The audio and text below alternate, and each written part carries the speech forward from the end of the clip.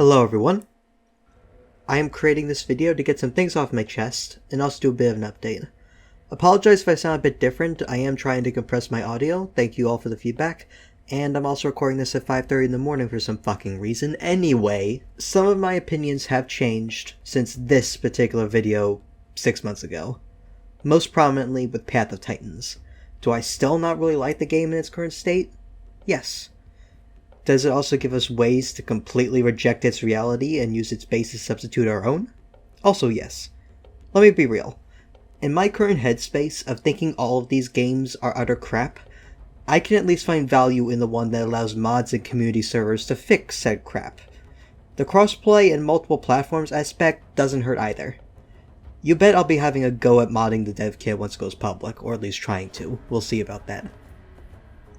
And yeah, the official Discord is a very shitty place to be, with it potentially having a moderation abuse problem. But what Discord for these games isn't a complete dumpster fire, let's be honest with ourselves here.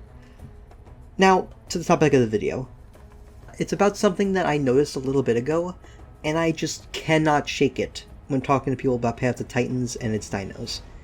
Let's start by saying that I like the roster itself in most respects. It's a bit bloated, because people picked what they wanted, sure, but they also got a good mix of the new and unfamiliar with some classics. You got T-Rex, Spino, and Stego, but you also got Concavenator, Barzboldia, and Miragaia. It's a fun time all around. However, I realized that with a lot of the playables, despite the decent presentation, are just absolutely uninspired and dull once you actually realize what they do in-game. There are a lot of playable dinosaurs in this game that are just copies of their more popular counterpart, or are just straight-up rip-offs of Isle playables.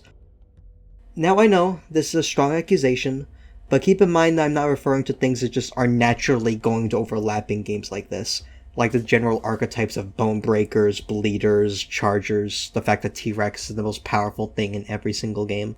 I mean that there are playables that very easily, I feel, could have been their own thing, but the easy route was taken and they ripped off something else instead. Endodontosaurus was a freaking munchkin compared to Ankylosaurus, but it's the exact same size and fills the exact same role. If you don't look at the tail, you wouldn't even notice that there's a difference. They're basically identical. The Metriacanthosaurus was conceived by the person who sponsored it to be a burst damage kickboxer type fighter, but instead it became just nothing but the game's token venomous dinosaur. Which is even worse when you realize there's another playable in the game already that has venom, and this one actually makes sense. Barzboldia is less than half the size of Shentongosaurus, yet it fills the exact same role in-game. They literally upscaled the Barzboldia in-game just so it can be the Alshant. Kaiwekia was an extremely rare breed of filter-feeding plesiosaur, but it became generic underwater longneck number 56.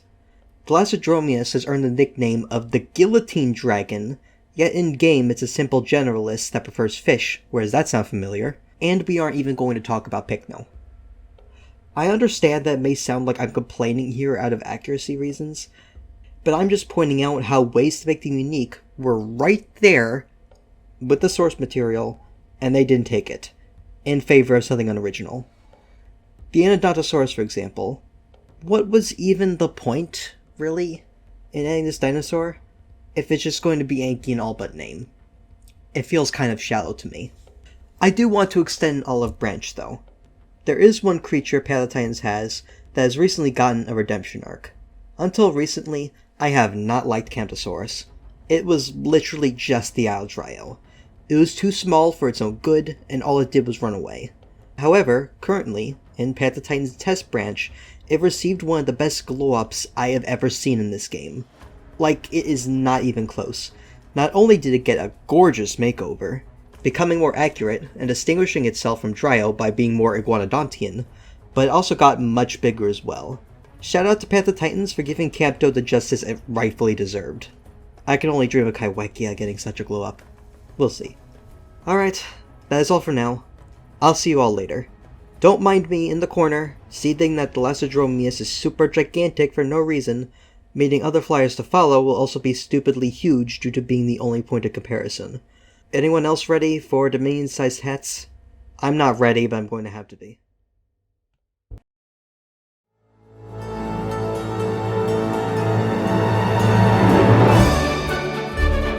I hope you enjoyed the video, everyone.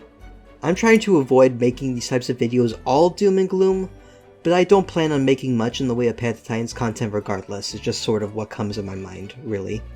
I would like to thank Gun233 and Dino for continuing to be Carnotaurus patrons, and newcomer AcroGiga2004 for joining the pack as well as a Ceratasuchus. It is really appreciated, you're amazing. Shoutouts to you, my guy. There's some things that I plan to do in the near future with the channel and community, like a nostalgia Let's Play series I'm currently planning, as well as a new Minecraft server on my Discord, so look out for those as well. See you all around.